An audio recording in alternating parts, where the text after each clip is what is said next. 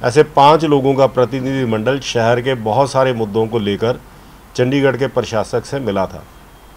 इसमें मोटे रूप से 4 बड़ी बातों को उन्होंने स्वीकार किया और जिस पर चंडीगढ़ के लोगों को एक बहुत बड़ी राहत दी है। सबसे पहले तो पिछले दिनों जो 1979 में पुनर्वास के मकान दिए गए थे, उन मकानों के लोगों की एक लंबे समय से मांग थी कि उनको मालिकाना हक दिया जाए और ये मांग जो है भारतीय जनता पार्टी के पिछले चुनावी घोषणा पत्र में भी हमने रखी थी कि हम ये मालिकाना हक दिलाएंगे। भारतीय जनता पार्टी लंबे समय से इस बारे में कि ये कैसे हक दिलाया जाए अधिकारियों के साथ लगातार तालमेल के साथ काम कर रही थी। बीच में जब ये 2 दिन पहले 25 सेक्टर में सर्वे करने के लिए लोग गए तो उससे पहले भारतीय जनता पार्टी के लोगों द्वारा ये एक स्कीम प्रशासक के साथ मिलके जो है इसको बनाने का निर्णय ले लिया गया था कि एक सर्वे किया जाए पूरे चंडीगढ़ के इन पुनर्वास के मकानों का, जो हज़ारों की तादाद में है। लगभग 13 के करीब कॉलोनीज़ हैं। वो डड्डू माजरा में भी हैं, वो अपना 37 में भी हैं, 38 में भी हैं, 29 में भी हैं, राम दरबार में भी हैं, धनास में भी हैं, सब जगह पे हैं। ये वो लोग थे जो झुग्गी झोंपड़ी में रहते थे और बाद में इनको जो है मकान अलॉट हुए और मकान जो है आगे इन लोगों ने लगभग 80 से 90% लोगों ने आगे मकान जो है वो बेच दिए थे। 1 बार बिका, 2 बार बिका, 3 बार बिका, 4 बार बिका और इनके पास जो डॉक्यूमेंट्स थे वो उनको मलकियत उनकी उससे हासिल नहीं होती थी। वकीलों के राय से उन्होंने 5 डॉक्यूमेंट बनवाए क्योंकि ये मकान पॉलिसी के तहत जो अलॉटमेंट लेटर थी, आप किसी को बेच नहीं सकते हैं और 20 साल तक आपको लीज बनी देनी है। और ये निर्णय लोगों ने जब बेच दिए, किसी को ज़रूरत हुई वो गाँव चंडीगढ़ छोड़ के गाँव चले गए, तो उस वक़्त लोगों के सामने बड़ी समस्या खड़ी हो गई। तो तब भारतीय जनता पार्टी ने ये कहा कि इनके जिनके पास जो वहाँ पे जीपीए है, जनरल पावर ऑफ अटॉर्नी, उन्होंने 5 डॉक्यूमेंट बनाए, जनरल पावर ऑफ अटॉर्नी बनाई, एग्रीमेंट टू सेल बनाया, एफिडेविट बनाया, विल बनाई, ऐसे 4-5 डॉक्यूमेंट बना के उन्होंने उनको लगा कि हम ऑनरशिप ले लें। गुड फेथ में लोगों ने ये मकान खरीदे थे। तो अब चंडीगढ़ में ये सर्वे 25 सेक्टर से शुरू होने जा रहा था 2 दिन पहले, लेकिन मैं समझता हूँ कि जब ये लोगों को भड़काकर कांग्रेस पार्टी ने और आम आदमी पार्टी ने हंगामा किया, जब लोगों को उनका जो है मालिकाना हक मिलने जा रहा था, उस वक़्त उस प्रोसेस को बाधा डालने का काम चंडीगढ़ के प्रदेश कांग्रेस अध्यक्ष जो हैं लक्की जी ने किया। और इसी प्रकार से जो है हमारी जो 25 सेक्टर से प्रत्याशी थी उसका पुतला आम आदमी पार्टी के और कांग्रेस के लोगों ने जलाया कि बीजेपी ये सर्वे करा रही है। बिल्कुल ठीक कहा, बीजेपी ये सर्वे करवा रही है। वो सर्वे इस कारण से करवा रही है कि लोगों के पास क्या क्या डॉक्यूमेंट है, कौन उसमें उस वक्त मालिक है, ये पता लगाकर 2 महीने के अंदर इस सर्वे को कंप्लीट कर 3रे महीने में उनको मालिकाना हक दिए जाए। और कांग्रेस पार्टी और आम आदमी पार्टी की मैं बहुत निंदा करता हूं कि जब गरीब आदमियों का हक मिलने का समय था तो उसमें उन्होंने बाधा डालने की कोशिश की है। और जब ये हो गया, कल हमने जब डेलीगेशन हमारा मिला था तो हमने प्रशासक महोदया से ये मांग की थी कि वो कल एडवाइजरी काउंसिल की मीटिंग में ये घोषणा करे, उसके बाद भारतीय जनता पार्टी आपको चंडीगढ़ की जनता की तरफ से आपका तहे दिल से धन्यवाद करेगी। आज सुबह एडवाइजरी काउंसिल में प्रशासक महोदया ने पूरी घोषणा की है। अभी एडवाइज़र साहब भी और मेयर साहब भी ऑफिशियली इसको अनाउंस भी करेंगे, लेकिन आज मैं क्योंकि भारतीय जनता पार्टी की लंबे समय से मांग थी और बड़े ज़रूरत इसकी थी कि गरीब आदमी जिन्होंने अपनी पूरी पूंजी लगाकर, मेरे से कल से डेलीगेशन अलग अलग कॉलोनी से आ रहे थे और हमने सबको अश्योर किया कि भाई साहब आप सर्वे करने दीजिए और आप सबको हम मालिकाना हक देंगे। आज भी अभी 4 बजे से लेके 6 बजे तक यहाँ सैकड़ों हज़ारों की तादाद में लोग जो हैं वो भारतीय जनता पार्टी का धन्यवाद करने के लिए आ रहे हैं। ये मेरे ख्याल ये प्रेस वार्ता ख़त्म होते होते तक कुछ लोगों का आना शुरू हो जाएगा।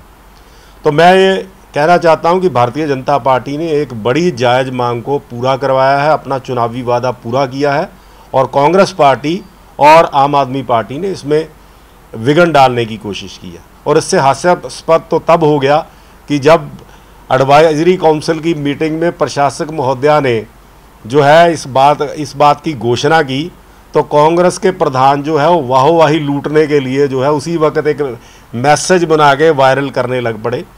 मैं पूछना चाहता हूं कि लक्की जी 25 सेक्टर में जाके आप सर्वे रुकवा रहे थे, तो आप कह रहे हो कि मालिकाना हक कांग्रेस की डिमांड पे। ये कांग्रेस ने कब मांग की थी, किसके आगे मांग की थी? कल हम प्रशासक से मिले थे, कांग्रेस पार्टी किससे मिल के आई थी? उन्होंने कहा मैंने कल भी बात की थी, आज भी बात की है। जब उन्होंने घोषणा कर दी उसके बाद लक्की जी कह रहे हैं कि हाँ जी ये होना चाहिए, ठीक होना चाहिए। ना उन्होंने एडवाइजरी काउंसिल की मीटिंग में मांग की, ना वो एडवाइज़र से मिले, ना वो प्रशासक से मिले, लेकिन वाही लूटने अब उनको लगा। और वो सर्वे रोकने गए थे 25 सेक्टर में, वहाँ उन्होंने भारतीय जनता पार्टी के खिलाफ नारेबाजी की और वो उस काम को रुकवाना चाहते थे जो सैकड़ों लोगों को मालिकाना हक दिलाने जा रहा था। तो ये एक बहुत बड़ी राहत मैं समझता हूँ कि एक जीवन का सबसे बड़ा उपहार, मुझे ऐसे लोगों के मैसेज आए हैं कि हमारे जीवन का सबसे बड़ा उपहार है कि जो हमारी ज़िंदगी की जमा पूंजी से हमने मकान खरीदा था, आज हम उसके मालिक बनने जा रहे हैं। ये एक बहुत बड़ा भारतीय जनता पार्टी ने अपना वादा पूरा किया। मैं कंप्लीट कर दूं। दूसरा जो है, चंडीगढ़ में 23 गांव हैं। चंडीगढ़ जो है 51 गांवों पे बनाया गया था, 51 गांव पे ऊपर चंडीगढ़ को बसाया गया था। 28 गांव जो हैं वो बिल्कुल उजाड़ दिए गए थे और जो उजड़े हुए गांव थे उनको कोई मुआवजा उस वक्त की कांग्रेस की सरकारों ने नहीं दिया। इतने बड़े बड़े मतलब वो बालों की छत होती थी, 100 रुपये बाले के हिसाब से जो उसका कंपनसेशन दिया गया। ना कोई रसोई का, ना कोई बाड़े का, ना कोई वेड़े का, कोई कंपनसेशन नहीं। प्रॉमिस किया गया था कि आपको जिसका मकान लिया है उसको मकान देंगे, जिसकी दुकान ली है दुकान देंगे। लेकिन वो आज भी पेंडू संघर्ष समिति बना के लोग दर दर भटक रहे हैं। कोई भी राहत उन 28 गाँव को नहीं दी गई और जायज़ मुआवजा नहीं दिया गया। और 23 गांव ऐसे थे जो समय समय पर, लास्ट में 13 गांव 2018 में नगर निगम में आए। उस वक्त भारतीय जनता पार्टी ने सब पंचों सरपंचों को लेकर तब के प्रशासक के साथ ये बात रखी थी कि सारे गांव आप नगर निगम में बुलाइए, हम लोग जो है गांव का विकास जो है शहर की तर्ज पे करेंगे। जब गांव में शहर बसना लगा, इन गांव में भी आप पशु नहीं रख सकते, आप खेती बाड़ी के लायक उतनी ज़मीन नहीं है, तो उस वक़्त लोगों ने अपनी ज़रूरत के हिसाब से, अपनी नीड के हिसाब से, किसी ने कोई रेलवे स्टेशन के पास था दड़बा में तो गोदाम बना लिए, किसी ने होटल बना लिए, किसी ने गेस्ट हाउस बना लिए, किसी ने जो हमारे पूर्वांचल के भाई आए थे उनको किराए पे देने के लिए मकान बना लिए। तो ये उनका रोजगार चलाने के लिए, क्योंकि जो किसान भाई हैं वो या तो डेयरी फार्मिंग कर सकते हैं या किसानी कर सकते हैं। तो अपने बच्चों का पेट पालने के लिए और अपने रहने के लिए लोगों ने लाल डोरे के बाहर जो कंस्ट्रक्शन की थी, लगातार जो है उस पर जो है वो गाज गिरने का एक डर सताता रहता था। भारतीय जनता पार्टी ने 2014 के बाद से कोई भी जो पुरानी कंस्ट्रक्शन थी उसको टूटने नहीं दिया और हमने हमेशा से ये वादा किया था कि हम इस जो जितनी भी कंस्ट्रक्शन लाल डोरे के बाहर है इसको रेगुलराइज कराएंगे। कल डेपुटेशन द्वारा डिटेल में ये डिस्कस किया गया प्रशासक महोदया के साथ और उन्होंने अधिकारियों को ये निर्देश दिए हैं कि जल्द से जल्द जो है मास्टर प्लान में जो भी अमेंडमेंट करके जिस प्रकार से भी इसकी प्लानिंग हो, मेरी डिप्टी कमिश्नर साहब से भी बात हुई है, एडवाइज़र साहब से भी बात हुई है, इन लोगों को ये कि जल्द से जल्द कोई इस तरीके की पॉलिसी लाकर इसमें जो भी उचित कार्रवाई करनी है करके चंडीगढ़ के 23 गांव में लाल डोरे के बाहर बनी सारी निर्माण को, सारी कंस्ट्रक्शन को रेगुलराइज किया जाए, नियमित किया जाए। एक बहुत बड़ा सपना साकार होने जैसा चंडीगढ़ के गांव वालों को एक तोहफा भारतीय जनता पार्टी ने दिया है। मैं समझता हूं कि जिन लोगों की ज़मीनों पर गांव ये चंडीगढ़ बसाया गया है, आज उनके जीवन में एक बड़ा सुनहरी पल है कि उनको जो है उनका सही मायने में हक मिलने जा रहा है। उनकी सारी कंस्ट्रक्शन को प्रशासन नियमित करेगा, ये हमारी मांग प्रशासक ने मांगी है। तीसरा, हमारे पड़ोसी राज्य चाहे वो हरियाणा हो, पंजाब हो, हिमाचल हो, सब जगह जो सी फॉर्म थे, सी फॉर्म की उपलब्धता ना होने के कारण से बैंक खाते सील करने के नोटिस चंडीगढ़ के व्यापारियों को आ रहे थे।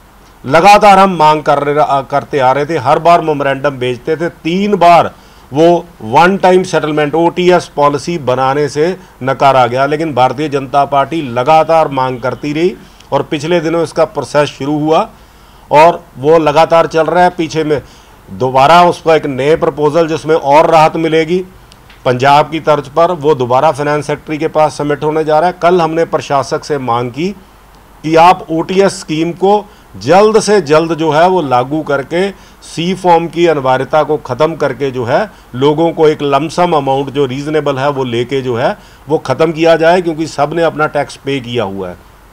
और ये मांग को भी प्रशासक ने मांग के तुरंत अधिकारियों को निर्देश दिया है कि एक समयबद्ध के तहत जो है वो OTS स्कीम को लाया जाए, वन टाइम सेटलमेंट, जिससे शहर के हज़ारों व्यापारियों को, ट्रेडर्स को बहुत बड़ी राहत जो कल भारतीय जनता पार्टी ने दिलाई है। चौथा, चंडीगढ़ में जितने भी अभी आपने एक फैसला भारतीय जनता पार्टी शासित नगर निगम ने किया कि चंडीगढ़ के इतिहास में इतने सालों से जो कांग्रेस के शासन में 2 पहिया वाहनों पर पार्किंग लगती थी, भारतीय जनता पार्टी ने उस पार्किंग को टोटली फ्री कर दिया। जो मिडिल क्लास है, लोअर मिडिल क्लास है या लोअर क्लास है, गरीब तबका है, उन सबको एक बड़ी राहत तब दी थी। और पिछले दिनों एक प्रशासन ने फैसला किया कि रोड टैक्स में वृद्धि की गई थी। EV व्हीकल और हाइब्रिड व्हीकलों का रोड टैक्स माफ़ किया गया EV को प्रमोट करने के लिए, लेकिन रोड टैक्स में जो है वो भारी वृद्धि हुई थी। प्रतिनिधिमंडल ने प्रशासक को इस बात के लिए कन्विंस किया कि आप जो महंगी गाड़ियां खरीदते हैं लोग, उनसे आप जो वसूलना चाहिए, जो जिस प्रकार से लगता है वो पे करने की कैपेसिटी रखते हैं। लेकिन आज आम मिडिल क्लास का आदमी जो है या लोअर मिडिल क्लास का आदमी 15 लाख से ऊपर की गाड़ी नहीं खरीद सकता। और 15 लाख की गाड़ी, 15 या 15 के नीचे की गाड़ी आज समय की ज़रूरत है, लग्जरी नहीं है। ये आम आदमी मिडिल क्लास की ज़रूरत है, उसकी फैमिली की ज़रूरत है। तो इसके तहत हमने एक मांग की कि जो 15 लाख से कम की गाड़ियां हैं और जो 2 व्हीलर, टोटली पेट्रोल डीजल के 2 व्हीलर, मोटरसाइकिल, स्कूटर, इन सब पे जो है वो जो रोड टैक्स में वृद्धि की गई थी रजिस्ट्रेशन पे, उसको वापस लिया जाए, जिसका जो है प्रशासक द्वारा सकारात्मक जवाब दिया गया। उन्होंने हमारी ये चारों मांगों को मानते हुए उचित कार्रवाई करने का जो है वो हमें आश्वासन दिया और उस कार्रवाई को पाइपलाइन में डाल दिया। मैं भारतीय जनता पार्टी की तरफ से चंडीगढ़ के, चाहे वो गांववासी हैं, चाहे वो व्यापारी हैं, चाहे वो पुनर्वास कॉलोनियों में रहने वाले हमारे भाई बंधु हैं, चाहे वो हमारा मिडिल क्लास या लोअर तबका है, उन सबको बहुत बहुत बधाई देता हूं कि ये बहुत बड़ी 4 मांगों को भारतीय जनता पार्टी ने कल पूरा करवाया है। और जल्दी इसको हम जो है वो इसका जो बेनिफिट है लोगों तक वो प्रशासन के माध्यम से पहुंचाएंगे। और भारतीय जनता पार्टी ने अपना चुनावी वादा पूरा किया है। आगे भी जो चीज़ें हैं, जितनी भी और पेंडिंग चीज़ें हैं, उसके लिए भी हम प्रशासक महोदया से समय समय पर मिलकर हम अपनी सारी जितनी शहर की मांगे, जायज़ मांगे हैं जो पेंडिंग हैं, उन सबको पूरा करेंगे। मैं शहर की जनता को एक बार फिर से भारतीय जनता पार्टी की तरफ से बहुत बहुत बधाई देता हूं और उनसे निवेदन करता हूं कि इसी प्रकार से, जिस प्रकार से मोदी जी के नेतृत्व में उनका विश्वास और उनका आशीर्वाद भारतीय जनता पार्टी को मिलता आ रहा है, वैसा ही विश्वास और आशीर्वाद हमें मिलता रहेगा। धन्यवाद।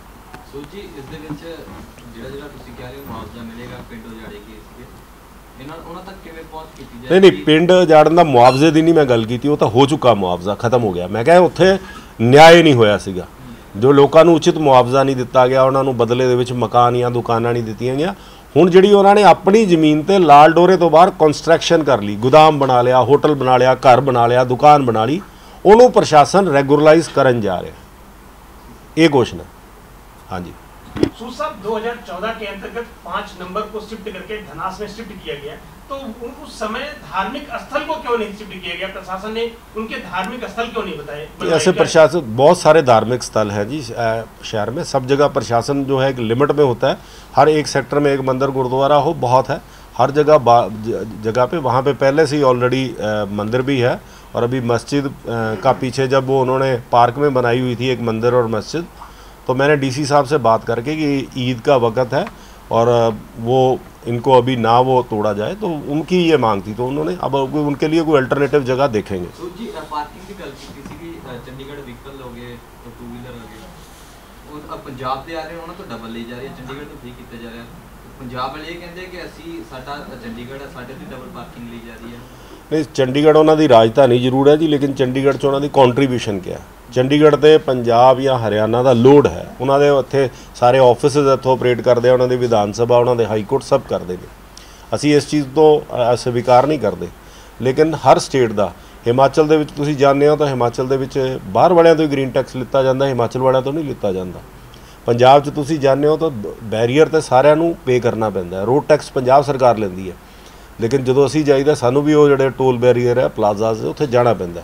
ਚੰਡੀਗੜ੍ਹ ਦੇ ਲੋਕਾਂ ਨੂੰ ਪੰਜਾਬ ਜਾਂ ਹਰਿਆਣਾ ਦੇ ਵਿੱਚ ਕੋਈ ਕਿਸੇ ਪ੍ਰਕਾਰ ਦਾ ਰਾਜਧਾਨੀ ਹੋਣ ਤੋਂ ਬਾਅਦ ਵੀ ਬੈਨੀਫਿਟ ਨਹੀਂ ਮਿਲਦਾ ਗਾ।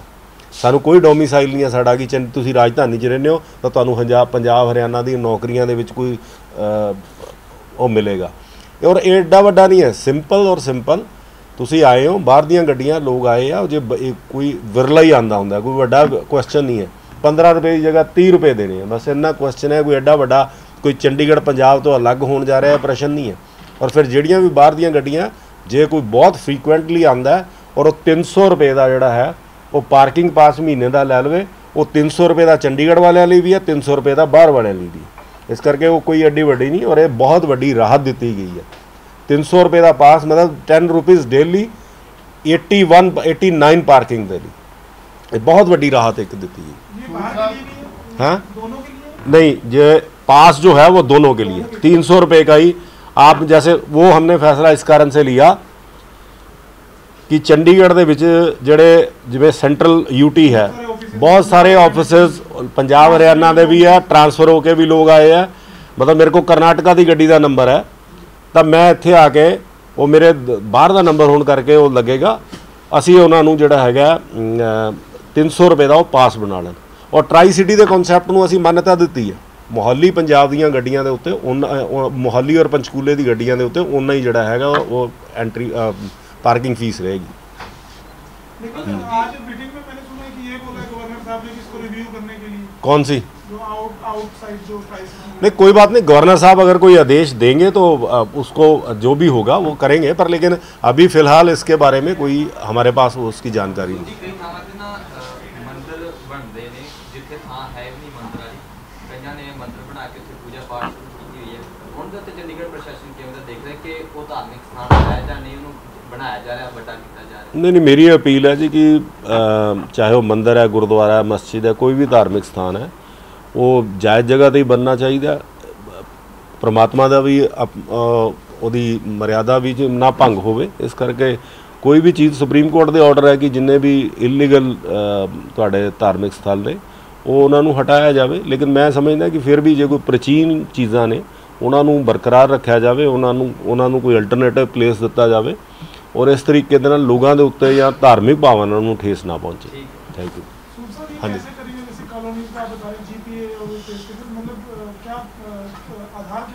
आधार GPA general power of attorney. मान लीजिए मेरा मकान था, मैंने रामवीर जी को बेच दिया तो रामवीर जी के पास जीपीए है तो ये अपना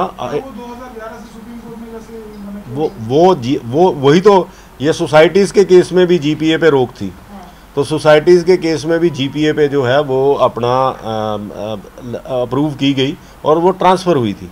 ऐसे ही नॉर्मल से एक कन्वर्शन चार्जेस जो हैं वो लगेंगे और ये मकान आपके नाम हो जाएगा।